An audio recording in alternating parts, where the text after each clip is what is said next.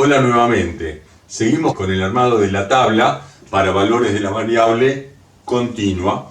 Lo que habíamos visto era que los datos eran 50, los intervalos eran 6. Decidimos entonces por Sturges que el ancho era 0,08 y yo armé ya algo de la tabla para charlarlo con ustedes.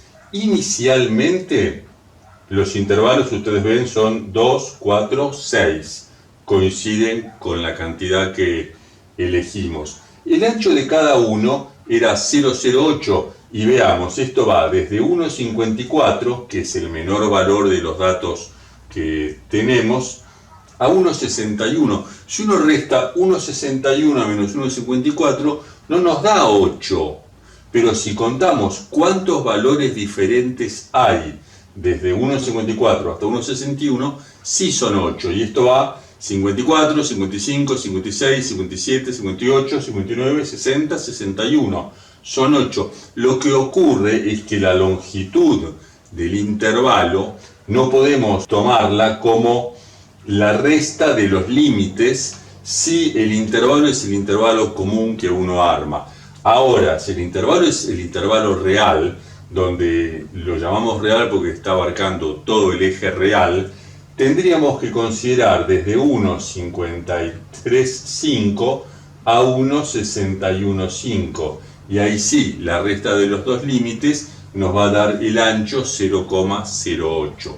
Haciendo lo mismo con los otros, nos quedaría 1,615 hasta 1,695, 1,695 hasta 1,775, 1,775 hasta 1,855, 1,855 hasta 1,935 y desde 1,935 hasta 2,015. En definitiva, de la manera esta tenemos que la cantidad de intervalos es 6, el ancho de cada uno es 8 y se cumplen los dos temas que queríamos antes, que los intervalos sean disjuntos, es decir, que no tengan en común ningún dato, porque, veamos, no puede ser que un dato sea 1,615.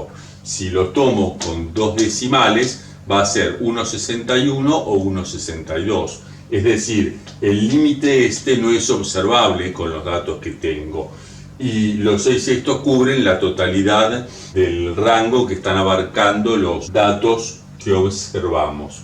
Nuevamente, a partir de este punto, repetimos un poco lo que habíamos visto para las otras variables, en el sentido de hacer el conteo, ver cuántos valores de cada uno de estos cae en cada uno de los límites. Por ejemplo, 1,68 va a caer acá, en el 2. 1,81 va a caer en el intervalo este. 1,54 caerá en este, 1,82 en este, 1,96 en este, y así sucesivamente. Veo todos. Supongamos que los tenga todos y supongamos entonces que las cantidades que se observaron en cada uno de los intervalos sea, por ejemplo, 8 acá, 11 acá, 15 acá, 10 acá, 5 y 1. Si no me equivoco, esto da un total de 50. Las frecuencias relativas se obtienen de la misma forma que antes, es decir, la frecuencia relativa, ¿cómo se obtiene? De un cierto valor xy, dividiendo la frecuencia absoluta de ese valor por la cantidad total de datos, es decir, 8 dividido 50, 0,16, 11 dividido 50, ¿no es cierto?, 0,22, y así completamos el resto de la tabla. Por supuesto, la suma de todo, ¿cuánto va a darnos? 1, o sea, la totalidad porcentual de los datos. Lo mismo con la frecuencia acumulada, 8, que es este, más 11, 19, más 15, 34, más 10, 44, más 5, 49, más 1, 50. El último valor tiene que coincidir con el valor de la suma de las frecuencias simples. Y las relativas, dividimos cada uno de los valores estos por la cantidad total de datos, es decir, 0,16, 0,38, 0,68, 0,88, 0,98 y 1. El último claramente coincidirá con este otro. Nos queda una columna más que la vamos a usar. Es una X con un punto arriba. El título es marca de clase. ¿Qué es lo que está dándonos la columna esta? El centro del intervalo. El punto medio que se obtiene haciendo la suma de los dos límites dividido 2 en cada uno de los casos.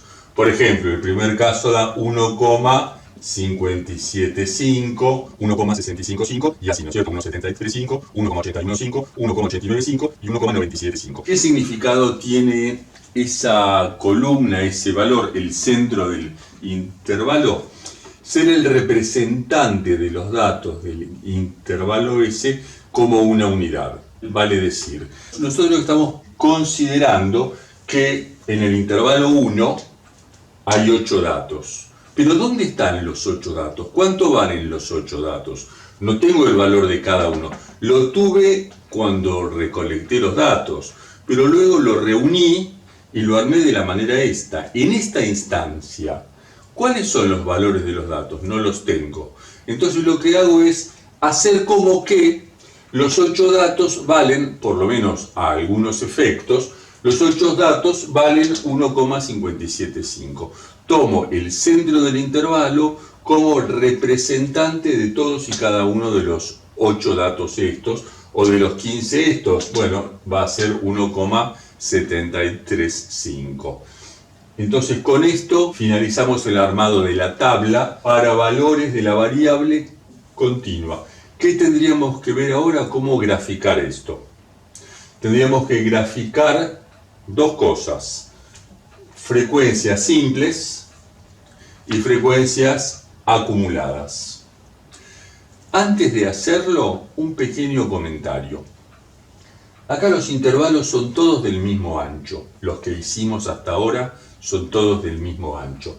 No necesariamente tiene que ser de la forma esa, pero inicialmente, a falta de otro criterio, ese puede ser un criterio que inicialmente pueda gobernarnos. Ahora, ¿qué pasa si se modifica eso? Por ejemplo, ¿qué pasa si alguien dice, quizá con alguna razón, no necesito realmente que los dos últimos, que tienen muy pocos datos, sean realmente 2? Yo necesitaría que sea acá uno solo. Me alcanza ese nivel de detalle en esta etapa, que sea una sola línea, por un lado. Por otro lado, se podría dar que alguien diga, el sector este de la variable es donde más datos tengo. Quiero mayor detalle de lo que pasa con los 15 o con los 10, 15 y 11 estos. A lo mejor me dice, en el sector este quiero que los intervalos sean 4, no 3. ¿Simplemente para qué? Para tener más nivel de detalle de lo que le pasa a la variable en el sector de la variable este. ¿Puede hacerse? Sí, lo que tendría que hacer en ese caso es volver a tomar los datos originales y rearmar los intervalos del sector este como piden. Pero eso se hace, digamos, es un ida y vuelta, en el sentido de decir, inicialmente lo armamos de la forma esta y luego con esto armado uno elige, no, lo cambio así, lo cambio así. No como para hacer, como comúnmente uno dice, hacer un dibujo, o sea, que dé lo que yo quiero que dé. No, sino como para poder entender mejor el comportamiento de la variable. Y donde los datos son más, a lo mejor lo que quiero es entenderlos más, tener más detalle de cómo se comportan. Pero veamos qué ocurriría si en vez de que los intervalos estos fueran 2, fuera uno solo, porque impactará en el gráfico. Entonces, borremos este último. Y esto, en vez de ser hasta 1,93, va a ser el último límite, 2,01. Y esto va a ser hasta 2,015. Y acá no van a ser 5, sino que van a ser 6 por el último que faltaba. Y lo mismo acá, no tendríamos que considerar los valores de antes, sino 0,12 y la acumulada 50 acá. Y acá la frecuencia acumulada va a ser 1, la relativa, y la marca de clase va a ser 1,935, que es la semisuma de los dos valores estos. En definitiva, de la forma esta nos queda algo bastante similar a lo que teníamos antes. La cantidad de datos sigue siendo 50, la suma de todo va a dar 1, de los relativos, solo que los intervalos ya no son más 6. Ni siquiera todos tienen el mismo ancho de 8. Hay algunos de ancho 8, pero hay uno de ancho 0,16. No hay nada de malo inicialmente en eso. Vamos a ver cómo graficamos en estos casos frecuencias simples y acumuladas. En un rato nos volvemos a ver. Gracias.